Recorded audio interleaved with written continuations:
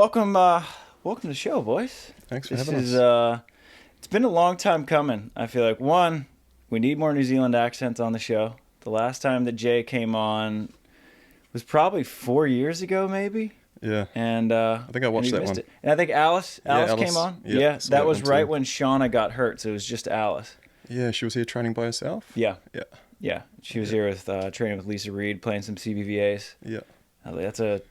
No one knows Alice, but that's a bad draw on the CBVA. Yeah. Oh, yeah. Yeah, she's a beast. Coming in with 0 points. Yeah, she's a beast. Yeah, well, for the listeners and viewers who don't recognize, we got Ben O'Day from New Zealand, Brad Fuller from New Zealand, and you guys are in town for a couple more days. So I guess just give us the rundown on what you're about to play in.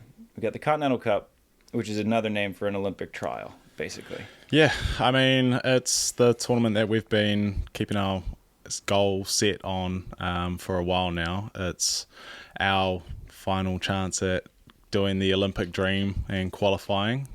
So we're playing that in China next week, and we've had a solid build up to that. We've been here obviously almost 2 weeks now, just getting in some good games against everyone that trains here. Mm-hmm. It's obviously a lot better quality than we can get at home, especially in winter. But yeah, the Continental Cup is, I guess it's kind of a tournament that most people that fall outside of that top 18 really set their goals on to try go hard. How does it work? Like, because I don't even know how Norseca really works, because the U.S. has never had to use it. Mm. Do you have to qualify in stages? Yeah, I played phase one, and there's 3 phases. So the one we're going to is the final phase next week. But so how did you just vault? Did you just vault straight in to the final phase, or do you have so if you win the first phase, then you skip the second phase and go straight to the third phase. Okay. So we won the first phase, and so I was playing with Alani at that time, and then that put us into the final phase. Okay. And there's actually a semi-final at the moment in Thailand. It starts in a couple of days. Okay. In China, but Thailand and a few other teams are playing. Yeah, for phase 2. For the last couple of spots. Okay. Yeah. So because actually I was just looking at the European, because pool play started today. Crazy, That European Cup is my stacked, gosh, dude. stacked. Holy shit. And every area seems to do it differently. It's kind of hard to follow the draw. Yeah. How does the Asian one work? 2 teams per country, 1 versus 1, 2 versus 2. Okay. 8 countries, and then a golden game. So a golden game instead of golden set. Okay. Yeah. And so it's a full-on match. Full-on match, yeah. Okay. 3 sets. Each match is 3 sets, and then if it goes 1-1, you can choose a combination of players or stick with a team that's already playing well, which is a really interesting aspect of it. Mm-hmm. It's pretty cool because you go in and play for your country instead of yourself, I guess. Yeah. But yeah, it's a crazy tournament. Super gnarly to watch and to be a part of. Yeah. And man, I had Germany as kind of a pretty good seed because Sven and Lucas are playing so well. They've lost twice, though. Yeah. They got swept by France, maybe? Yeah. And I think they lost either to, not Norway, maybe Norway. They lost to someone else. Was it Lithuania? Lithuania. I think it was Nassas and Stankovic. Those guys are playing freaking good, man. It was crazy because they were at Futures with us a couple of years ago. Yeah. And just decent, right? And then all of a sudden, like, they just had this explosion. It was like, I feel like you see that so often with World Tour teams at that kind of Futures/Challenger level. It's like you get one big result. I think they had a good result at a Challenger somewhere, and all of a sudden you have that confidence, like, hey, I can compete with these guys now.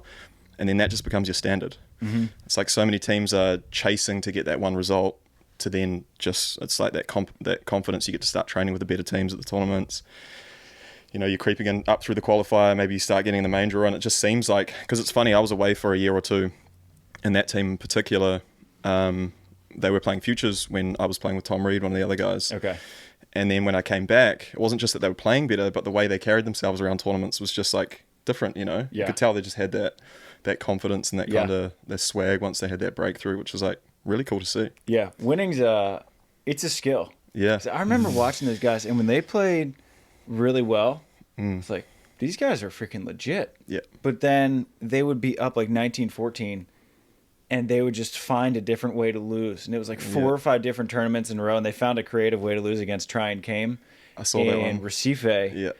And we were down 2017 Yeah. in the second set, and they just melted. And I was like, man, and I was talking to Tina Gradina afterwards, and she's like, I'm really happy for you, but they're our good friends, and they just keep getting heartbroken. Yeah. But once you get that one win, and something just happens. Yeah. And it's a confidence thing. I don't know what it is, because it's clearly not physical with them. They're so talented. Yeah. Yeah, I feel like that's been us the last couple tournaments. That's Yeah, what we're I was waiting. about to say. I feel like you Waiting guys for are that the same. breakthrough. Yeah. So we keep losing like 16-14 in the third to sort of good those teams. top 20, top 30 teams. And yeah, just waiting for that. Yeah, it's exactly what we've kind of been observing from other teams. It's like we feel like we're on that precipice a little bit where you get that one good win, and then hopefully from there you start kind of ticking more scalps off. Yeah. Does it, for you guys, because you've had so many close calls, like you guys I think you guys played better than Try and Came in Sakurima when we played you guys, and we just sort of snuck out of it with the win. Is there a compounding effect where the more close matches you lose, do you feel pressure once you get in that situation again, or are you getting more comfortable because you've had a higher exposure to them? Yeah, I think I'm more comfortable. Got I am definitely. Well, I probably haven't had as many high quality games like that as Ben has, but yeah, definitely getting the reps of those matches now. So I think I'm, I enjoy those matches, and I come out of them thinking like I'm not deflated. I'm a bit more uplifted, saying like, yeah, okay, next time we're definitely getting it. Yeah. Yeah, spirits are high. Yeah. Because you turned it around from Recife to Sakurima literally immediately. You lose to Estonia, close one, and then you flip it, Played and them you won a again. close one. Yeah. And then who'd you beat to get in? We beat Estonia again, eh? No, we beat Estonia in the first round. Right. Which was, crazy just to draw them again. It seemed like there was a lot of teams in that tournament that played in Recife and then played in Sakurima, but we played Catet Barthélemy, the French team. Okay, which weird team. Crazy. Man, Yeah. they're so unique, and they're good. Yeah, they're good, and they're one of those teams that I think once they kind of catch fire and they play well, but we had a really good game. I think we're still just kind of playing off that high of winning that first one. Yeah. Estonia is obviously a team that's kind of been in that top 20 for ages, and so we're pretty stoked to get that one. It's like you wait a whole week. I think to go off what Brad was saying before about, you lose a lot of those close ones. I think the sort of energy between us after a lot of those things is just like wanting more opportunities. It's like you kind of comes down to numbers a little bit. If we feel like we're consistently playing good volleyball, eventually we're going to get one of those wins. Yeah. And so it's just putting yourself in that position to get that one. Yeah, there's always I always call it kind of a regression to the mean. Yeah. Where the more you put yourself in that situation, it's just gonna, because you guys are so good. Like, I remember watching you guys play Try and Came, and I was sitting with Chase Budinger and Miles Evans, and they were like, who are these guys? Like, you were hitting these nasty ass, like not even cut shots, like full on dart swings, like 10 feet off the net into the sharp angle. And I was like, there's no answer for that. Yeah, he has to hit a lot of those ones off the net. Yeah, I think that's been our like our kind of team thing. I think like a lot of our games built around our attack and our serve. I think as two guys in indoor volleyball and beach volleyball in New Zealand, we've kind of been the two guys that have been sort of the standout attackers and servers. But I think a lot of the other touches are definitely the stuff that we need to work on.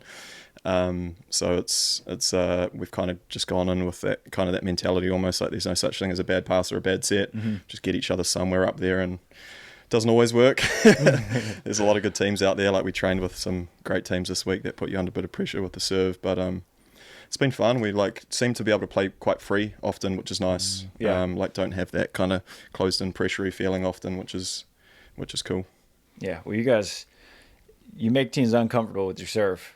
And I remember, when we were training in Recife and you guys just slapped around, Try and Came. You had like 6 aces that were like back buckle, like back and sideline. I was like, well, no one's passing that. Yeah. He one-upped himself in the last tournament in Poland. You got 8 in the one set or one match. Yeah, 8 aces? Yeah. Yeah, against the Lithuanian team. I actually... Phew. Oh, we live and die by that serve. Yeah. We our Literally. team talks are pretty repetitive. Like, If we're not serving well, we're not serve. winning. It's Yeah. like, it's pretty simple. Like when we're going after it and we're putting our serve in it at pace, it's like we play pretty well, and if we're not, we don't play great volleyball. So With good serving teams, do you prefer wind or still days? I like Probably a little bit of wind. breeze. Yeah. yeah, I don't like it super windy. Right. I just like a Good, like steady 8 to 10. Yeah, Yeah. yeah.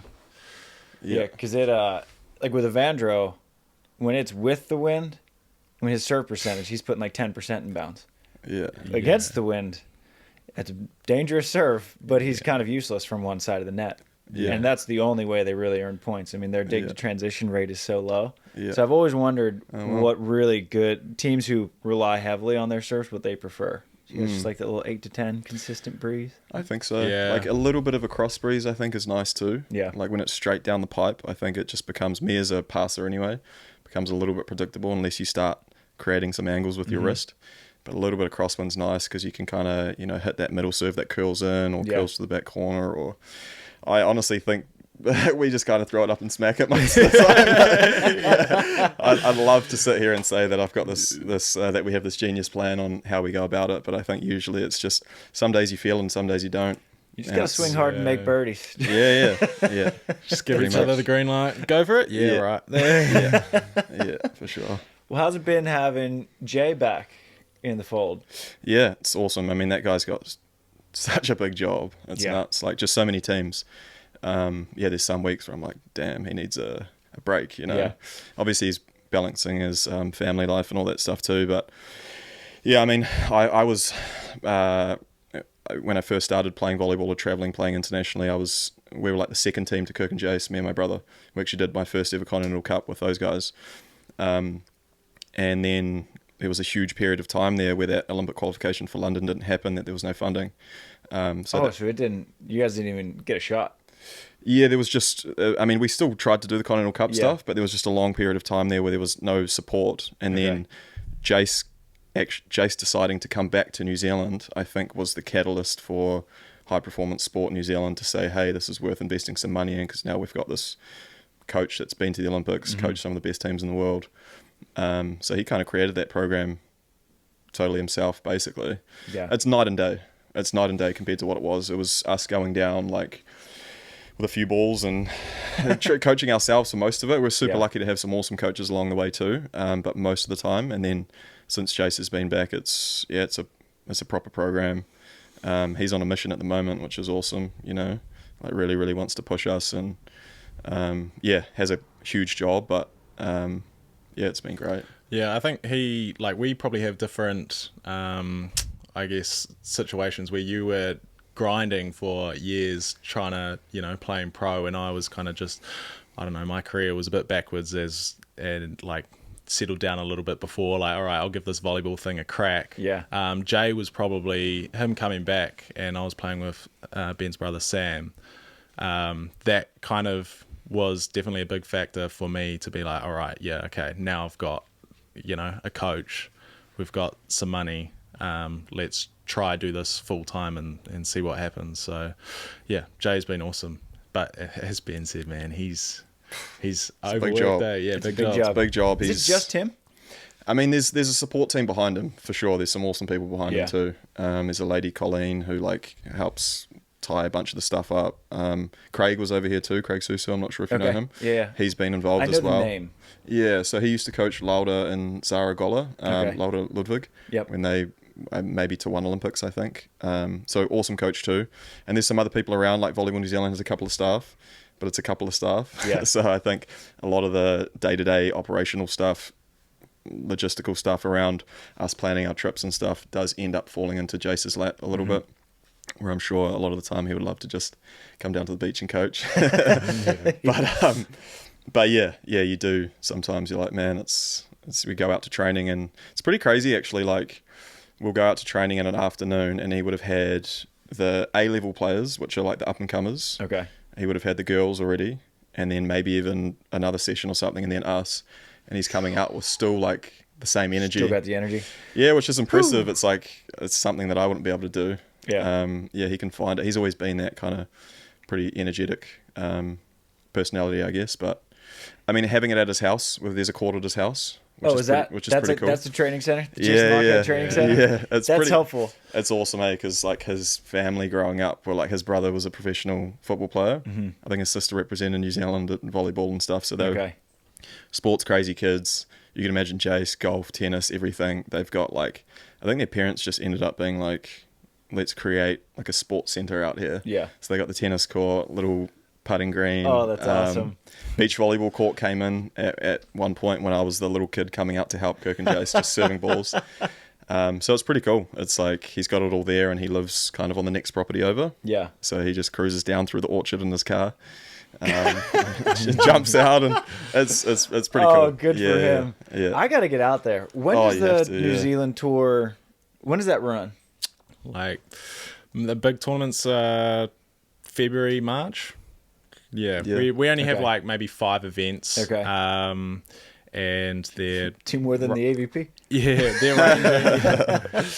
they range across the country, but I guess most of them are based in Mount Maunganui, which is where we train as well. So, yeah, it's a good spot though. Like you'd love Mount Beach. Beautiful. Oh, I bet I would. How is it compared to? Is it more California vibes or like a Hawaii kind of tweener? I've never been to Hawaii. Yeah, oh, really? No, Okay. neither. It's like the sand here is deeper for sure, but it's kind of similar like golden sand. It's the interesting thing about New Zealand coastlines that's quite stunning is that farmland blends into the beach. Okay. So you have like mountains and green, and like, so where we live, Mount Maunganui, which is one of the more popular beach destinations. It used to be a small kind of surfy town, and it's grown as everything does. But you go it's a peninsula with a big mountain at the end with water on both sides. Yeah. It's really, really beautiful from the top when you fly over it.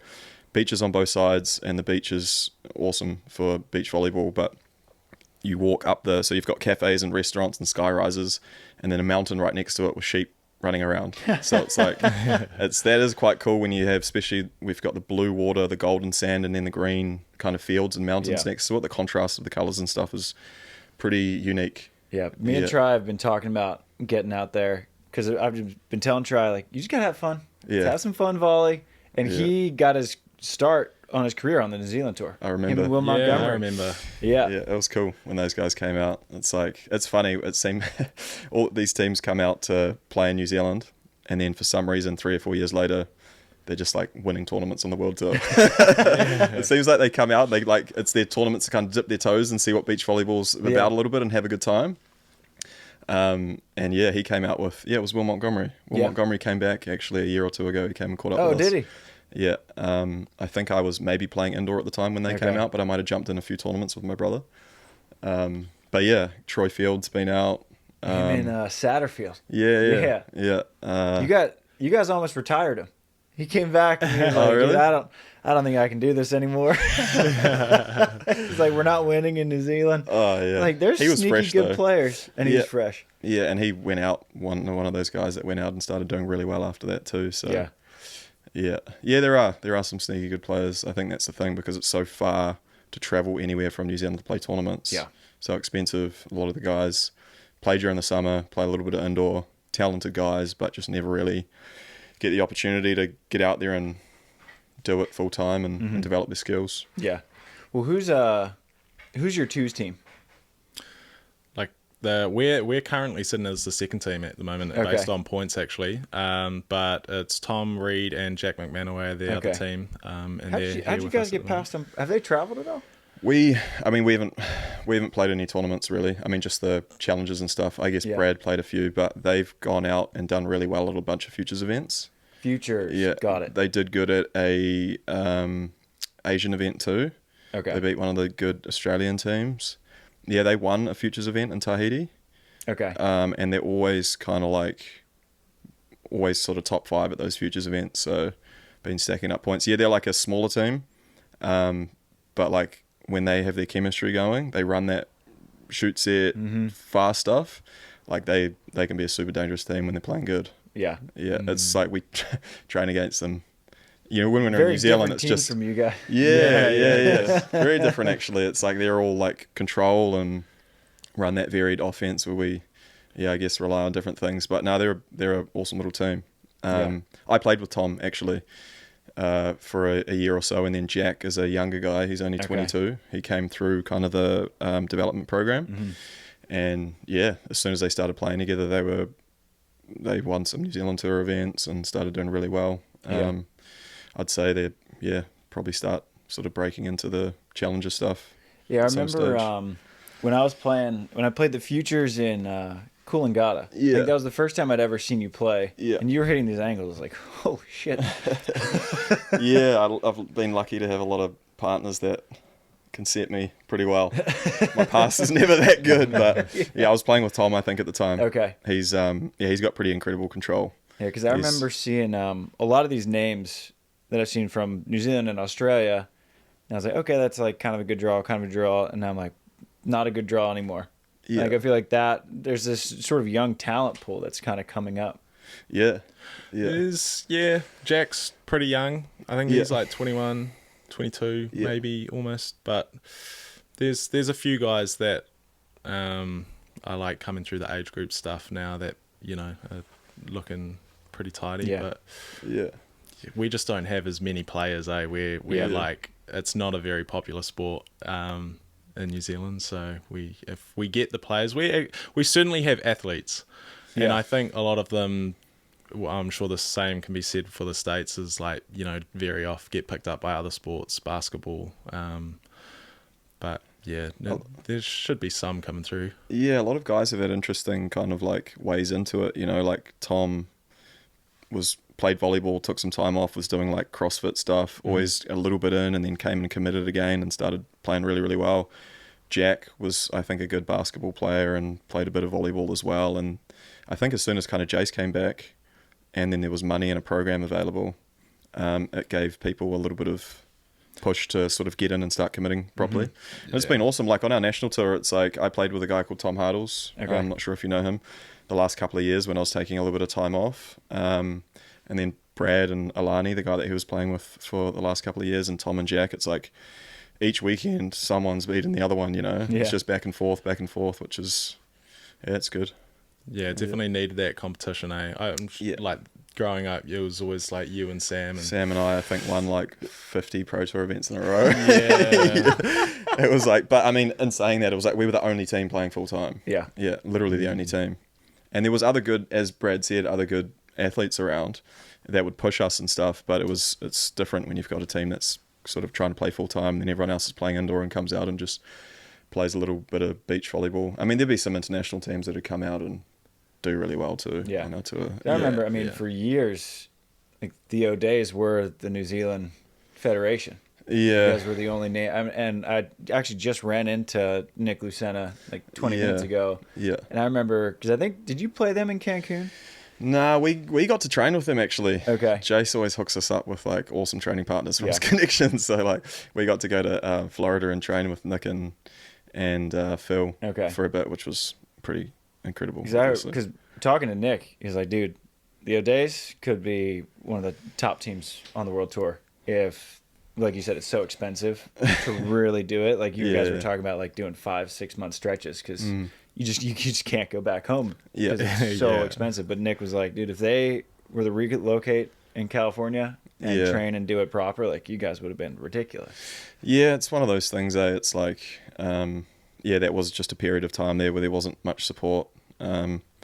And I think we played some good volleyball, but we also didn't deal with like our interpersonal stuff very well, being brothers. It's like we had a business together, we lived together, we have the same group of friends. Like me and my two brothers are essentially best mates. So, and then you throw in like high level competition constantly week after week without a coach, without a manager, without paying for everything yourself. It was like pretty gnarly. I think like it was quite easy actually while we were playing. I've had this thought more recently in the last year when there's been a bit of support and structure around the program. Like we had some terrible times in terms of our relationship as brothers, which was disappointing at times, but we came out of it fine.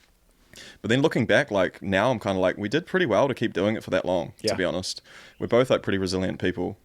But I think that was the thing that always kept us playing. It's like we were the good young team when we were young. We had an older brother too who was a good volleyball player. and like all these German teams and stuff would come out to train with Kirk and Jason in New Zealand, and we would be able to like sneak along and maybe get a practice in with every now and then with people. And some of the coaches and stuff, when we were sort of 16, 17, 18, were like, hey, you guys could be pretty good. And I think that kind of sticks in your head a little bit, and then you want to keep chasing it and keep chasing it and keep chasing it, because we knew that we had some potential. Definitely, as far as like how our career ended up in terms of results, like pretty disappointing for sure. We never really broke through and did anything crazy. We had some good scalps, a couple of good wins, and pushed some good teams, but as far as where we wanted to get, we never did. But we came out of it still brothers and friends, which I think was the most important thing. That's a victory. Some people don't. There's been beach volleyball partnerships, with brothers, some pretty famous ones where they didn't talk for years and years and years afterwards, which is... Yeah, I think the Crabs split up at just the right time. Yeah. Because they got out, and then it took a couple of years, didn't like each other, and now they're homies again. Yeah. You just need that space. Yeah. You do, and now like Sam's one of our like biggest supporters. He always messages us before games, me and Brad, because obviously he played with Brad too. Yeah, telling us to get in there and go hard and whatnot. So, it was always an interesting dynamic. The older brother was actually a really talented player too, but he had some pretty bad back problems. He had like an extra vertebrae in his back, and that got him out of there pretty early. But yeah. Were your parents volleyball players? I mean, because you guys both mentioned it's not like beach volleyball is a huge part of the fabric of New Zealand culture. Yeah. How did that start running in the family? We were like obsessed with every sport. Okay. Our parents weren't beach volleyball players. Dad's side of the family was into like cars and drinking beers. Okay. Mum thought she could have been a gold medalist at pretty much anything, I think. But she was a very confident woman, so she's Swiss. Came to New Zealand when she was like 30. Okay. But yeah, we were just obsessed with kind of every sport when we were younger. We played like rugby, basketball, kind of everything. Mm-hmm. And because it was a single mother family and we moved around a lot, and so I was actually saying the other day, we moved around to a bunch of different schools, and sport was always like a way to get in and make new friends. We were almost at like a new school every year kind of growing up. Mum had a job kind of where she moved around to different places. So we just tried everything, and we lived on kiwi fruit orchards because that's where mum worked in kiwi fruit, and we'd play volleyball over the kiwi fruit vines. Awesome. And it just seemed to be the sport for some reason that we stuck to. No history with family stuff. It was just a sport. We lived in Te Puke, which was like an hour away from Mount Maunganui back then, and Mike Dudson, one of like the coaches or one of our kind of mentors growing up, like tells the story now. He got an email one day from my oldest brother. So my oldest brother, personality wise, is like the incredibly organized older sibling. Okay. I think especially because we had a lot of freedom as three boys with mum having to work all the time and stuff, and we kind of did he was almost organizing everything we did. So he got an email from he tells it like some 11-year-old kid just being like, hey, I saw that you have a beach camp. I know it's for under 16s or something. Can we come over to the mountain and play? And he was just like, all right, I like the initiative. Cool. Yeah. And can I bring my two brothers?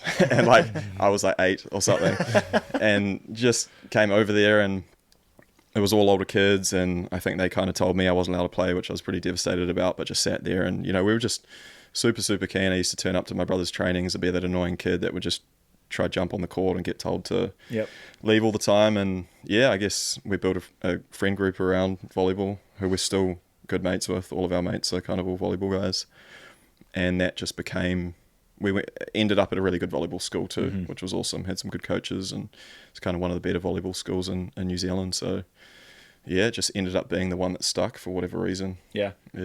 When you know. Yeah. And you mentioned volleyball school. Is that like academy style, or was it just a school that happened like that? Yeah. School happened to draw in good volleyball players. It just happened to draw in good volleyball players. Everyone kind of seems to have their like era in volleyball. And Otamutai College, where we went, had an era while we were at school. Okay. It started before we got there. They were already really good.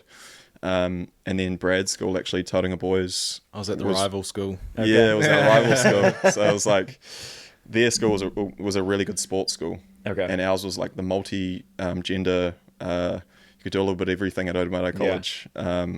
Interesting dynamic of different people. But yeah, had a really good sort of volleyball era, had some awesome coaches. And then I think Tauranga Boys started to kind of take over. Yeah, after you left, After that. we took over. There you go.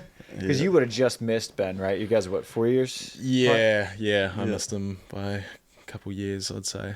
Okay. Yeah.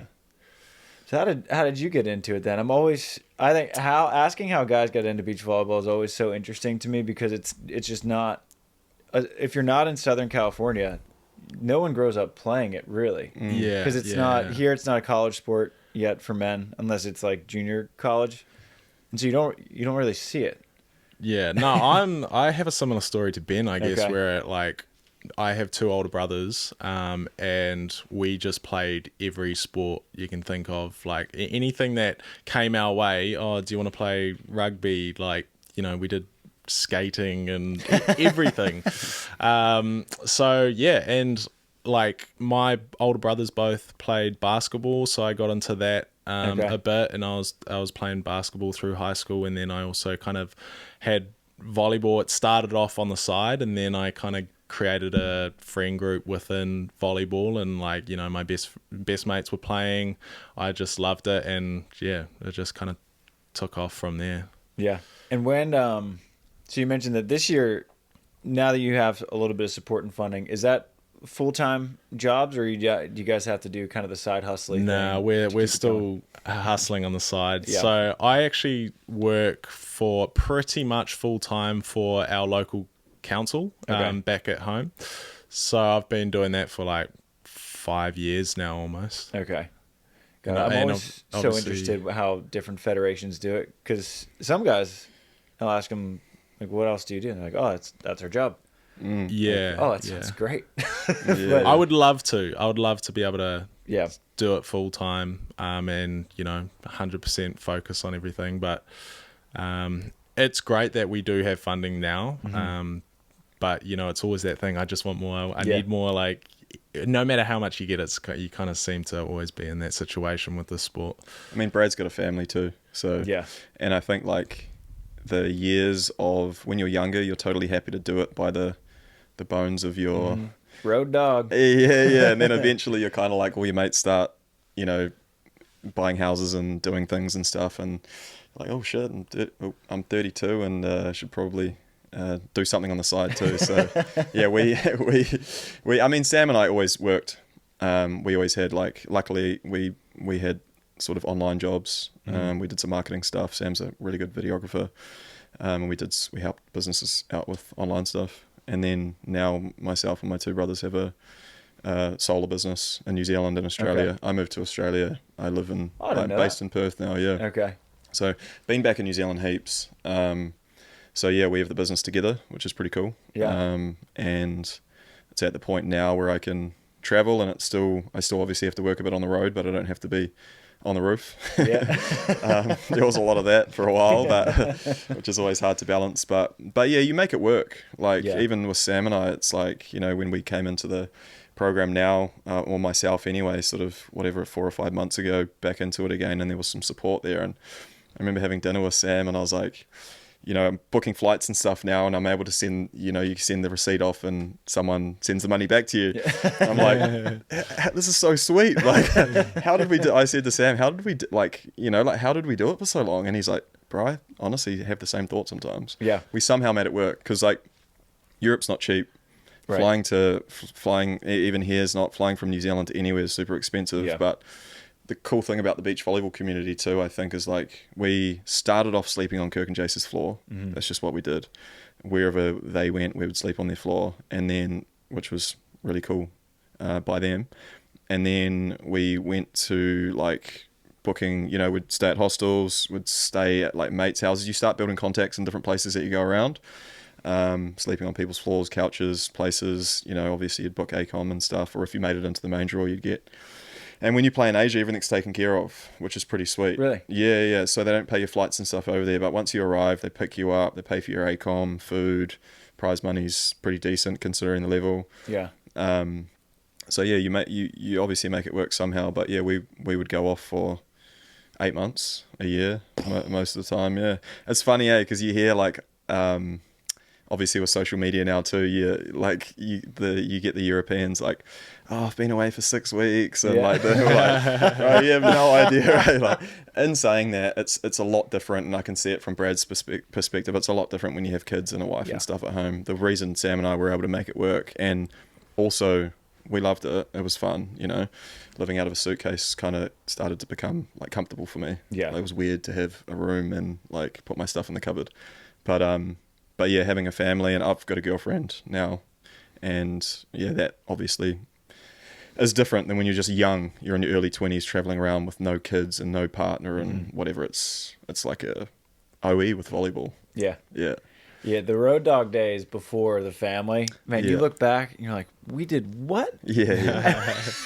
It's the greatest stories. Oh yeah, classic, absolutely classic. But how's stories. it been for you? Like you said, and I know, I mean, this is my first year. I mean, coaching, not playing, but traveling with a kid at home.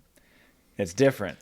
It is. It's tough, man. It's like a lot harder to be away for, like, you know, we're away for 4 weeks for this stretch at the moment, and you just, like, my son's almost 1 now, and you just see how much he's growing and developing during that time you're away, and you definitely get a bit homesick. And my wife's amazing. She, like, I wouldn't be able to do it without her obviously being okay with it. So she's my biggest fan as well. So she's been pushing me this whole time to go as hard as I can and see how far I can take beach volleyball, because, you know, up until I was probably like 25, I was just cruising, just playing because I really enjoyed it, and I wouldn't be spending a heck of a lot of money going around playing these overseas tournaments. And then I don't know, I got to a certain level just doing that.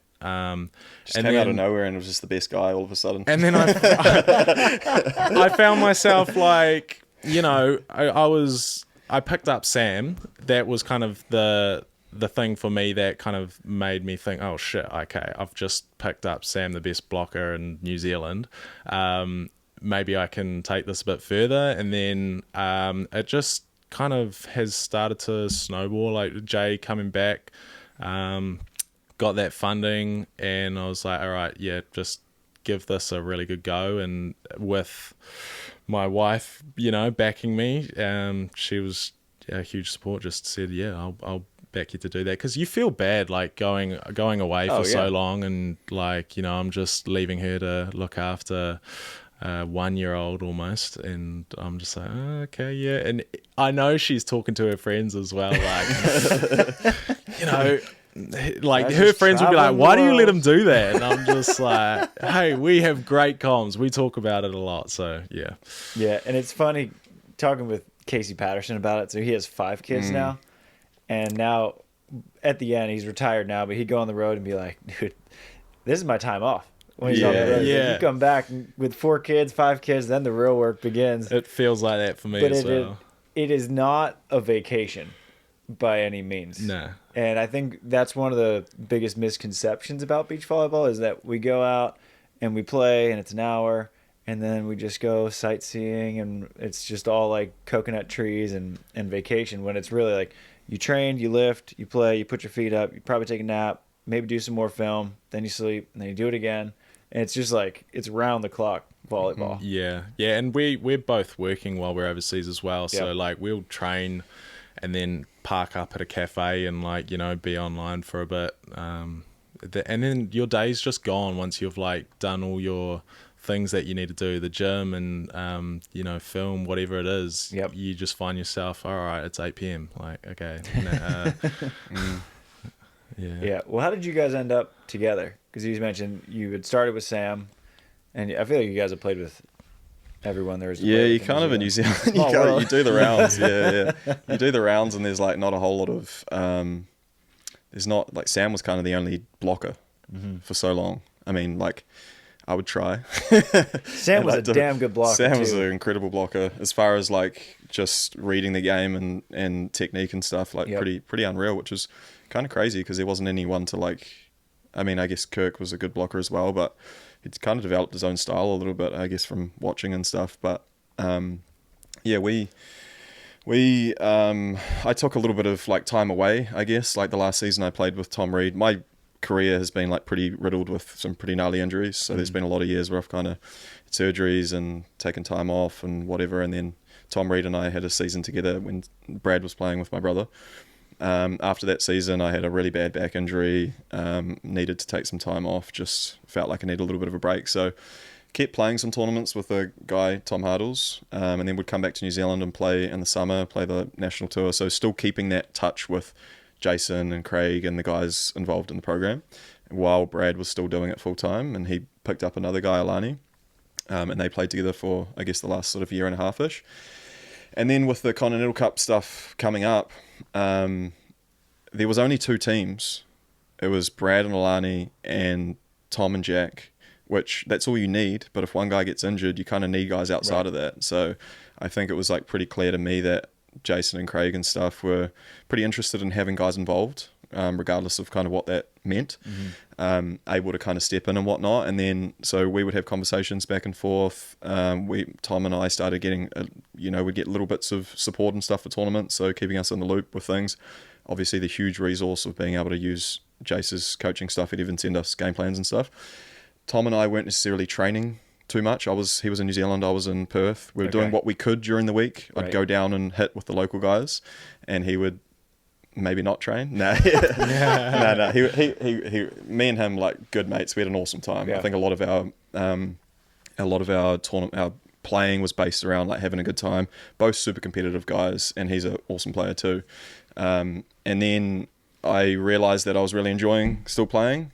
And then I guess the conversations with with Jason Craig started getting more like, would you be interested in being involved with the Continental Cup stuff coming up? And then Brad's partner actually got an injury during the end of the national tour. Okay, that was Alani Nicklin, right? Yeah. Okay. Yeah. So he's kind of been similarish to me with shoulder stuff for a few years, and so they tried out a partnership with Brad and I, which was like obviously a really cool opportunity. I think like it was one of the things actually that I wanted to try out before. I mean, I'm 32 now, which I still feel young in some ways, but at the same time, I'm the older guy, definitely. And watching Brad's progression over the last couple of years, I was really impressed with how quickly he was getting good.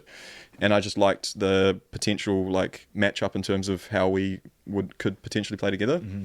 So I remember saying to my girlfriend and a few people, before I stop playing, I'd like to play a season with Brad at some stage, because I just think it would be one of those things that you'd think back on and just kind of be like, oh, that could have been a pretty fun thing to do. And I think we could play some good volleyball. So yeah, the opportunity, I basically put my name in the hat and said, hey, if there's an opportunity for me to be involved in the Continental Cup, I will. And then that opportunity, it's just one of those things, someone gets injured, you get brought in, and then Brad and I obviously went and played some pretty good volleyball. Didn't get any of those scalps that we wanted to get, but we came close to some good teams, and I guess that was enough for there's a board of selectors that make decisions. Jace is part of it, plus a few other people, and they kind of decided that it was worth to keep exploring our partnership. And yeah, that's kind of how it's eventuated since then. There was sort of 5 or 6 guys involved, and it's one of those tough things. It's like this, when it comes down to selections, it's hard for everybody. Yeah. The players, the coaches, the selection people, there's always going to be a not so nice situation for somebody. Right. I've been on both sides of it. I think we all have at times. So that's like, you're so excited to play a game, but then there's also we're all good mates in New Zealand. It's such a small community. Right. Alani's an awesome player, good friend of ours too. So yeah, he's obviously still involved. And yeah, rehabbing his shoulder, I guess, a little bit more at the moment. And I guess at the moment it's Brad and I and Tom and Jack for the Continental Cup next week, and then from there we'll see what happens. I think we probably would have got together earlier if I mean, I knew I certainly was after Sam thinking all right, who's next, because Sam had announced his retirement pretty formally, and and so I was thinking, all right, now who can I pick up? And I've always been keen on doing it with Ben and seeing how far we can go. I think you just know when you're playing on the tour week after week against the same teams, you think, all right, we're probably 2 of the most athletic and we're competing at the highest level, but we're always against each other.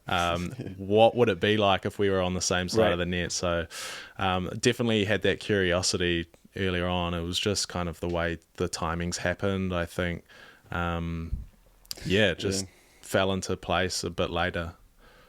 So does the federation pick your partnerships?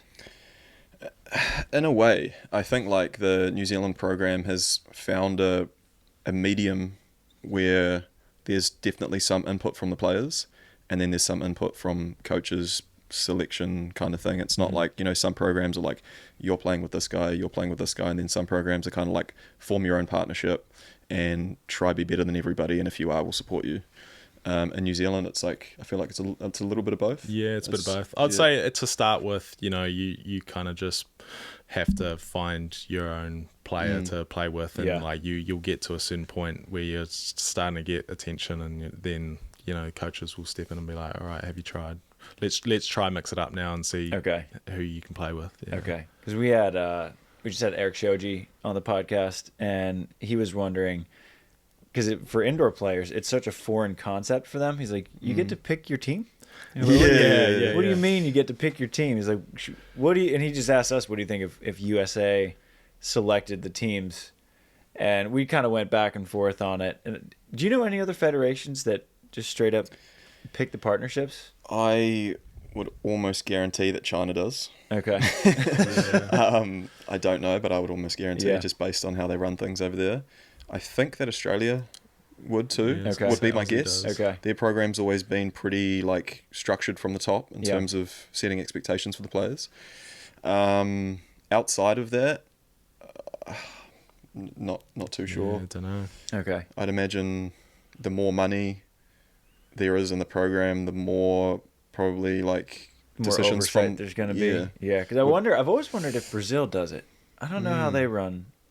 Yeah, well, that's an interesting one, actually. I've thought about that before with Brazil, because there seems to be always in every era, like, one or two guys that kind of get left out a little bit of all of the teams, and you kind of wonder why, because it feels like if you were one of the other players, you would see the potential in that guy. It's like, it kind of seems like Guto a little bit. Read my mind. I was like, this like dude. And he'll jump in with someone, I remember there was one tournament where he jumped in with someone, and he's just kind of like always impressive, and he jumped in with someone. It might have been Avandra when it was in Doha? Yeah, yeah, like one of the 5-star tournaments when it was in that thing, and they got second. Like or the final.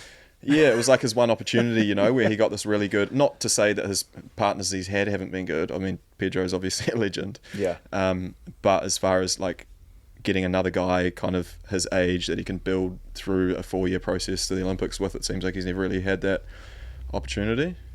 I was wondering that same thing, man, because Evander picks him up for one tournament. They make the finals. Yeah. Guto's just like digging balls left and right, doing his Guto thing. Yeah. And then when Evander picked Arthur, or when Brazil, I don't know, when that partnership happened, I was like, not Guto, but I mean, hey, it worked out, eh? Far out. I remember seeing him the first time too, and being like, you can tell when someone's just got a high caliber volleyball IQ, and they're just a good volleyball player. Yeah. That's what I thought of Arthur when I first saw him. I was like, he's a baller, like there's that type of player that's just a baller. They can kind of just get out, play, they compete, they never really they just do things. They're always in the game. But I thought athletically, I just thought that there was some other guys that might be, in terms of some of the attacking options and stuff, that there might be some guys above him. Yeah. Don't know what he did, but he is super impressive, even inside out and stuff. So yeah. Well, I mean, he's gotten to a point where people have to serve Evandro. Yeah. Because, I mean, when Try and Kane played them, and Arthur was like 75%. Yeah. We got all of our points on Evandro, every one of them. Yeah. And when you watch Evandro hitting warm-ups, you're like, all right, well, it's actually impossible to stop him ever. Yeah. He was at my under-21 world champs back in the day, Evandro, and he was playing with another guy the same height. Oh, gosh. They were in the qualies. And I remember him in this... it was a crazy 21s, actually. There was a lot of good... Cantor, Loziak, Lupo, like heaps of really good teams. But I remember... there was another like 7-footer, and I think they ended up losing in the qualies and just walked around in their Speedos for the rest of the tournament. And I was like, these two huge Brazilian dudes, like... That's so funny. So he's been around for a while, and I feel like his blocking's gotten a lot better recently too, because that kind of always seemed to be the thing. Like, they put him in the back a lot. He had such a deadly serve, which would make so many points from, and obviously a great side-out player, all the other skills, but his blocking seems to be a lot more Yeah, dynamic. That was our strategy against him. We're like, attack his block over and over again, and just because he's for his size and for how high he is in the world rankings, that's been the skill that's been lagging the most with him. But it's coming along. It's getting better. The serving's not the only way he earns points anymore. Yeah. Yeah, they're gonna be dangerous. Compares. Yeah. It's crazy. This last it's been so interesting. I mean, you were covering it, which I thought was really cool. It's been fun. Yeah, it's like all of the different narratives always leading up to the Olympic Games is crazy, and you just see how everybody starts dealing with pressure and throwing in these Continental Cups on top of that. It's just like such good viewing. Like just being a volleyball fan, aside from actually being a part of it, not obviously a part of the top 18 stuff, but a part of the Continental Cup, I just love watching it. It's so fun. It's fun to watch it when you know what's on the line. Yeah, exactly. They have so much to play for. Yeah. And that's one of the biggest reasons that I started doing the little Olympic breakdowns was because it's so hard to really understand what's happening. Because you have the world rankings and entry rankings, Olympic rankings, and what does each tournament qualify you for, and what do these points mean? Yeah. And when you understand what's on the line in a second round qualifier match, it's like, oh, actually, if this team wins, they're going to the Olympics. If this team loses, they're out. Yeah. I love that Ludwig and Littman played Borger and Caitlin. Oh, that was perfect. It was so pure. All right, if you beat them, going to the Olympics. Yeah. That's pretty cool. It's really cool. It's I always say, I feel like beach volleyball, and it's highlighted in these periods just before the Olympic Games qualification. Beach volleyball, I think, has the biggest disparity out of any sport. I mean, I obviously have more experience within the sport than other ones, but just from my observation of how hard it is to qualify for the Olympics versus what you get back from the sport. It's so vast. I mean, I'm sure there's other sports that I'm missing. I don't know. But when you compare them to some of those other sports, it's it's a really interesting pursuit for beach volleyball athletes at the moment. Yeah. Unless you're part of one of those programs, I guess, and you have big sponsors and whatnot, for the financial side of things, it's tough. Like you said, you go the challenger level, which is the middle level now, some of those games in the qualifier are just gnarly. Crazy. And you lose that, and it's okay, cool, we got to wait another week and try to do it again. And it's it breeds a certain type of person that sticks around and does it for a long time, I think. Yeah, you have to be resilient. Resilience probably the one. Because I remember last year I kept a tally.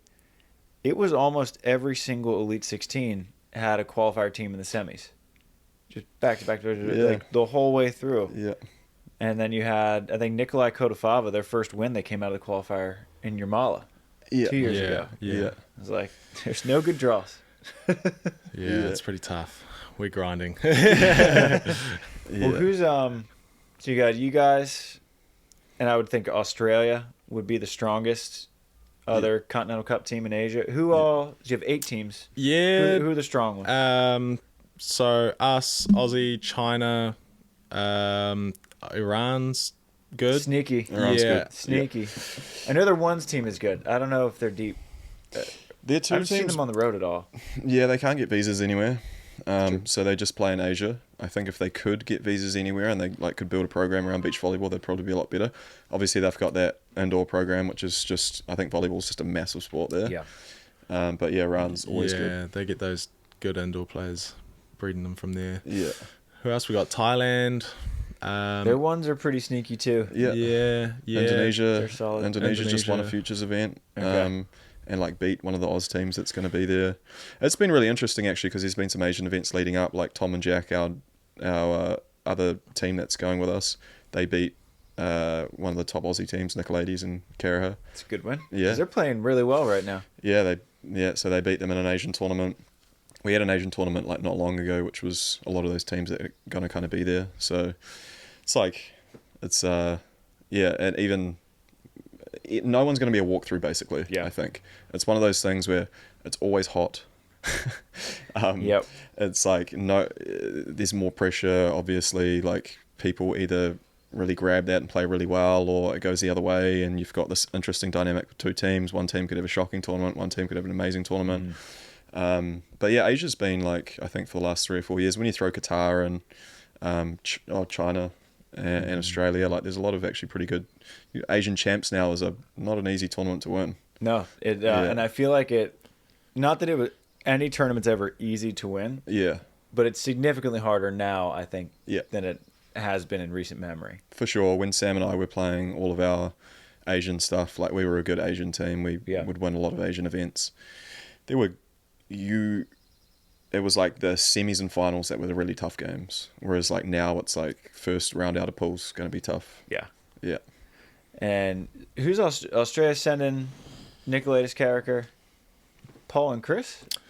Or That's the question. I don't think Chris. Maybe Chris is down as a reserve, but it was okay. He's been injured. Got it. Yeah. He's been injured. Yeah, it was a young guy, Jack.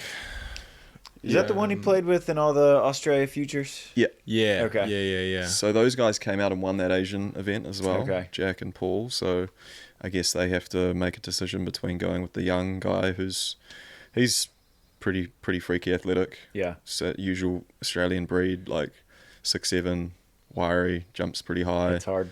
Yeah, like obviously they get good level training there. So all the skills are pretty tidy, but then you've got McHugh who's won a Continental Cup before. He's it's been there. it's a hard one to pass up on. It's like he's been there, played a few Continental Cup finals and actually gotten through. So be interesting. You can put whoever you want in. So Yeah. yeah. So it's 8 total countries. Yep. 16 teams. Is it 2 pools of 4? Just straight quarters, right? Yeah. Okay, straight just quarters, straight up yeah. quarters. So Yeah. if you lose, you're out. Yeah. Yeah. Okay. Yeah. This Phew. will be my 4th Continental Cup. Yeah. Yeah. I'm like the Pablo Herrera of Continental Cups. No, it's my first ever one was with Kirk and Jace, and then Okay. the other 2 were like, I think one I was playing indoor, the other one I just kind of I definitely wasn't doing it kind of full time, and we got kind of thrown in. This for sure has been the one that's been the most well prepared for, with a coach, structure. Coming here is like, we trained with Andy and Miles today, trained with the Taylors the other day. Couldn't have asked for better training partners. So I think the lead-in out of any other time that I've been involved in, so I've been involved in I guess all of them since 2012, is definitely the best this time. Like last time we went, it was Sam and I, Alani and Tom, and we were kind of, Jace was just getting into the picture, but we were basically still travelling around with no coach, doing our own thing. Sam and I had a huge blow up just before our first game. We lost to Indonesia. Good timing. Yeah, so it's like tensions. One thing I notice, like it's like the tension leading into these tournaments is just because it's like that it's just like this couple of days, that you have to play well for, and it's always on your mind. And all the decisions you're making daily, it's always like, oh well. It's been an interesting dynamic because we're obviously over here training, and like with the Continental Cup, you're playing for your country. So like, Tom and Jack, we're obviously wanting them to be as good as they can, but at the same time, we're also competing for that one spot to actually, if we were to win. What a freaking trip, dude. Yeah. If we were to win, like, who's going to be that team that goes? So it's for sure like you're playing with some pretty interesting dynamics. Yeah. Emotions, everyone's kind How of... do you guys decide? We don't decide. Yeah. I wish we did. We're just a 2-on-2 brawl. Makes it out. Cage match? We get locked in a hotel room. The first 2 that walk out go. It comes down to a decision between, I guess, Jason and the selection panel. God, but it's like decision. The other interesting dynamic in the whole situation is you've got the New Zealand Olympic Committee, which make the final call. So Continental Cup, leading into it, the criteria of like who was going to get selected was based on some world ranking stuff and whatever, because neither of the 2 teams achieved the initial criteria. It now comes down to a decision. But then NZOC, the New Zealand Olympic Committee, in order for so if we went through this tournament and won it, and then Jason and the board would present their team of who it would be to the NZ committee, and they would then make a decision of whether that team has proven, based on the results in the last 12 months probably, if they can compete with the top 16 teams in the world. Okay. So us losing 23-21 in the third and 16-14 in the third to these top 16 or 18 teams has been like, we've almost proved that. And then I guess on Jack and Tom's side, they had that really good win against Australia, who are not a top 16 team, but they've beaten top 16 teams. Right. So it's this weird thing that like they have to put in the application of what team they want to present to the New Zealand Olympic Committee the day after that tournament's finished, then that decision will come in a day or two after that. So basically who they're presenting to NZOC has to be able to sell the best story. So they have to be able to go to NZOC and say, hey, either Ben or Brad, they've won this tournament and we think they can compete with teams at the Olympics. They just don't want you to go there and get blown out. Right. We think they can compete because of these results and how they've pushed these teams. Or on the other side, Jack and Tom, they beat a good team who beat some really good teams, and whatever, they've shown improvement from all of their tournaments and getting better and better results. And so it's a weird one. And obviously there's like this culture thing around playing together as your country. Right. And Jace has been really big on that. Let's go forth and create this really good culture between everybody. But at the same time, we're competing with and against each other, which is not an easy thing to navigate as athletes, because there's just ego involved. It's natural, you want the best for yourself. Obviously, we're all good friends too. We have a good time, and it's like you forget about that stuff for most of the time. But then when you get on court and you're training against each other, there's this thing of trying to prove to Jason, to people that are watching, like, hey, we're better than these guys, and same from them, you know. And I honestly think that probably both teams are confident in their own abilities. It's not like one team's like, oh, it's pretty clear. Yeah. So we've got to win the tournament first. Yeah. So it wouldn't, because that's fascinating. They wouldn't do a match. I think that's how Canada used to do it. Yeah. And it was just one match, which is tough. tough. Did you used to do, has there ever been a time previously with the Continental Cups that you have had to do a match? No, I don't think so. We were even talking to Andy Benesh this morning about it, and he was like, actually, he brought it up. He was talking about the European stuff in Canada and the whole Continental Cup stuff. But he was saying it's super weird that you would play a match, because he's like, you imagine you have this team that's like just out of the top 16, right? And then you have the second team that comes to the tournament with you, and then like the top team wins the first couple or whatever, and then it goes to this match, and like the playing field gets even when you're playing guys that you train with and play with and know really well, So I kind of understand that a little bit, and then like I agree with it in part, and then I also agree with the fact that like the Olympics is a incredibly high stress environment, and so is that match. So maybe that's a good precursor to like who can perform in that environment too. But other countries do it. We don't. Every country's it's a bit different, everywhere. Yeah. Because do you remember the last European Continental Cup? No, yeah, I don't. Well, Switzerland so Switzerland, and the way Switzerland does it, and it was interesting because Switzerland wins the men, and they said the team with the most points goes, and so Marco Kradiger careers. Yeah. And in one of the golden sets, they subbed Adrian out for Marco. So it's Marco and Mirko Gerson. Yeah. Win the golden set, advance to the next round. Kradiger and Florian are just playing out of their minds. And then the bid goes to Mirko and Adrian. Yeah. And you could see like the soul leave Marco's body when he understood that like I just played the best volleyball of my career for someone else. Yeah. And it's that brutal. Weird catch-22, because like they're your boys, it's your country, you just did something awesome, but you didn't get the reward. Yeah. And there's no money in Continental Cups. Yeah. Like you just here you go, Mirko. Here you go, Adrian. Brutal, man. As much as you would love to be that guy that's super happy for the other team, we're humans, it's not possible. Right. You're going to be there's going to be part of you that's going to be happy about that, but I mean, when you put like your whole life into something, and then in that case, I remember thinking that was super brutal. It's like the reality of it is a lot different to what you want it to sort of how you want it to play out. And I remember a social media post actually from one of them, Marco or Flo or someone, just saying like, this is one of the craziest situations in my life. I played like my best volleyball ever. Kind of felt like it was me that secured the spot, and then it's not me who gets to go and represent. Yeah. Which is just, crazy. It is. A lot of gnarly possibilities can come out of these Continental Cups for sure. Yeah. And then on the flip side, you had the Dutch women. They win the bid. And then it was a one-off between Stam and Scone. And I think it was Kaiser and Meppelink. Yeah. Stam and Scone win the bid. And they were really young back then and still pretty raw. So they didn't do great in the Olympics. But it's just interesting. There's just like, it's a free-for-all. Like every country's just like, Canada's going to do this. And Switzerland's going to do that. And we're going to do this. Was it? What I would love to see, and this is what I think it would be so funny if France, after all this time and all the back and forth over what they're going to do with their wild card, if they're like, actually, we're going to put Gautier with Rotar. Yeah, Because that's the team in the Continental Cup right now, because Crew's still hurt. Crew must be injured, eh? Yeah. And Yeah. Gautier and Rotar, who I think would be a great team, they're balling out. Yeah. At They the just time we're recording this, they're undefeated. beat Germany. Yeah. In Yeah. How does, because obviously they get a host spot.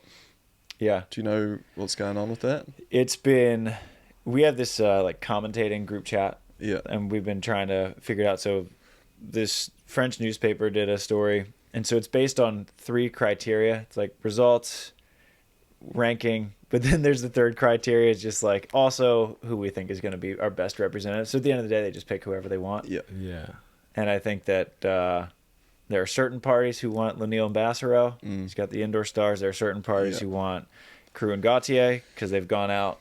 I think they've earned it on the court. Yeah. And they've been doing it for a long time. Yeah. So, And so I don't know. I have no idea, but I think it's coming out the 17th. They're picking because they're waiting. Because if they, I mean, it would make their lives so much easier if France just wins the cup. yeah. You get one team through that, and then you get your wild card. exactly. They'd make their lives That'd way be easier. perfect. Yeah. It's like the French girls, right? Like one of them went top 16 Yeah. or top 18 or whatever. Yeah, it's like the reality of beach volleyball too is there's just so many awesome teams that miss out on the Olympics. Yeah. It's like, yeah, obviously in those countries where there's 2 that are in, and then like, you know, the Brazilians and maybe some American teams and stuff, or American women for sure. Like, it's a lot of really good teams that just don't end up making it, unfortunately. Especially, I mean, you look at the Brazilian women, and I think, you know, Betsy and Julia still were in the top 17 via points, even though they only played 12 tournaments. But I think if the American women had played all the way around and kept going, probably would have had 5. Yeah, Brazil, I think, had 4. yeah, And some of them stopped playing too. It's crazy how many good teams are just left out. yeah.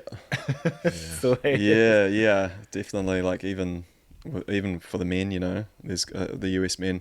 Yeah. There's guys that have qualified multiple times inside that top 18, but just don't get to go. That must be a pretty crushing feeling. I wonder what's worse. That's got to be worse. Because Tri did it in 16 and during Tokyo, and then obviously you got to go to Tokyo.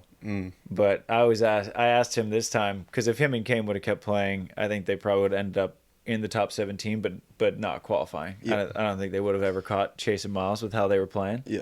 But I asked him, what's tougher, being in the top 17, knowing you played good volleyball, not going, or the way we did it this year where they kind of stopped and we're nowhere close? He goes, I'll take this year any day. Yeah. I don't even have to sweat it out. Yeah. They got us by like 2,000 points, wasn't even close. And he's like, there's nothing worse. Yeah. Because him and Hayden were, I think, 7 in the world. Yeah. In 16 when they missed out. Crazy. Yeah. Yeah. Wow. So it's hard, man. Yeah. That was like, when Tri came out to New Zealand, I think it was like 2 or 3 years after that. He was playing with Hayden. And they were an awesome team. They started playing that really fun style. Yep. Like kind of before a lot of other teams that actually, not necessarily the jump setting stuff, but there was a lot of kind of fast plays and Hayden was always a guy that I loved to watch. I actually played against him in a qualifier when I was like 18 or something with my brother, him and Sean Scott back in the day. Yeah, that's a good team. Yeah, they were a good team. Yeah, but he's always been awesome to watch. He's such a good volleyball player. Yeah, still, and he could go out there at 52. Yeah, and he'd chop it up with the best of them. yeah, he would. Yeah. Well, boys, great having you guys on the pod. Glad Great you to took the be time. here. Yeah, it's been fun. Thanks for having us. Yeah, I definitely listen to this a lot. It's Awesome. cool. Yeah, it's good to know. Yeah, I love podcasts. I mean, it's just great that somebody's doing it and you guys are doing a great job of it. So, yeah, a bunch of us back in New Zealand listen to it all the time. It's Actually, awesome. it's funny because we get these weekly. This company that collects podcast stats. They just send us like where we are ranked in Germany, New Zealand, all over, and we're the #1 volleyball podcast in New Zealand. Who Nice. knew? We'll take it. Yeah. We got to pump the numbers. Let's get the boys on. Yeah, for sure. Definitely.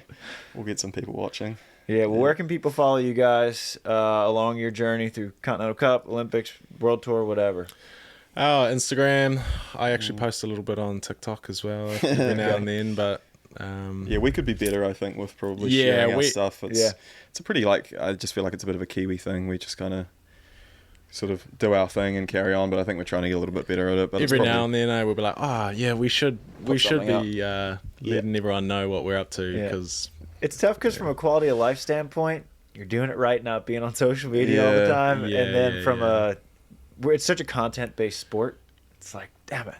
it's gotta like get back on. that decision of like, do you play the game? You know, Right. like the social media game. Yep. And like some people grab it and go with it and do really, really well from it. Yeah, we haven't, but but yeah, I guess like social media, I guess, yeah, Instagram and stuff would probably be the only. Hopefully, there's some live streams for Continental Cup in Yeah, China. where do you know where that would be? If there is a stream? I would say if there is, it'll be AVC, like the AVC YouTube Okay. or something like that. Cool. So if not, we'll see if we can get a tripod set up and stream it on Facebook Yeah. or something. Because yeah, obviously a pretty fun tournament to watch. Because all the cups, Europe's the only one this weekend, right? And then Yeah. I think it's Asia, South. I think everything else is on the same weekend when you guys are going. Yeah. I think so. Yeah. Yeah. Yeah, everyone getting their last. Fun times ahead. Surely last they'll little- stream it. I know there was some of the ABC, games at okay. the Europe games that weren't, eh? Yeah, there's some of them didn't seem to be too happy about, which is fair, I guess. But China's usually pretty good Okay. at putting the streams up. Right on. So yeah, hopefully. All right. Hey, good luck out there. Yeah. thank Good you. luck to the girls as well. Who's Yeah. who's the twos team for the girls? Olivia McDonald and Danny Quigley. Okay. Yeah. Olivia's been playing for 'Cause a number of she was with years. Alice. She filled in with Alice while Yeah. Shauna was on the injured reserve, right? Yeah. Okay. And then Danny was like, started playing kind of when I did. She was Okay. like in the same kind of era as me and Sam, I guess. Got it. Played a lot. She's now had a family. Okay. And like, I guess, built a life outside of volleyball, Okay. but still has been back and forth. Got a that bit. mom strength coming in. You can't Yeah, break yeah. that. She's always been a great player. She's always been a good player, and I think probably complements Liv pretty well too, because Liv's like super athletic and Okay. whatnot, and I think Danny's got some good touch and reads the game pretty well. So they're in for a good shot, I think. Yeah, like Alice and Shauna, obviously. them and China. Yeah, China's probably exact- pretty strong. China. One or two of their teams must have gone top, at least one of them, like top 16 or whatever. Yeah, Shu and Shaw were. Okay. I mean, they're number 7, I think. Yeah, and Aussie's not there for the women Okay. because the Kiwis beat them in the second round or whatever. Okay. So yeah, it's a big one for Alice and Shauna for sure. Yeah, I mean that's what I don't know a ton about the Asian teams in Yeah. general, but I figured Japan. Japan's always. I mean Yeah. they're just so tiny. Yeah. But if it's windy, I will never count out a Japanese Yeah. team. Oh, they got some skills for sure. Yeah. So I think those would be the 3. Yeah. One of those 3 has to take it out, I would Yeah. think. I think so. Cool. Right on. Thanks again Yeah. for coming on. Give Thanks. Jay my love. Safe Yeah. travels. Yeah. Bless your hearts for going back out to China for 15 time. Oh, we love it. Thanks for having us. Enjoy the rest of the time in Hermosa. Thanks. Cheers. Thanks for having us. Shoots, boys.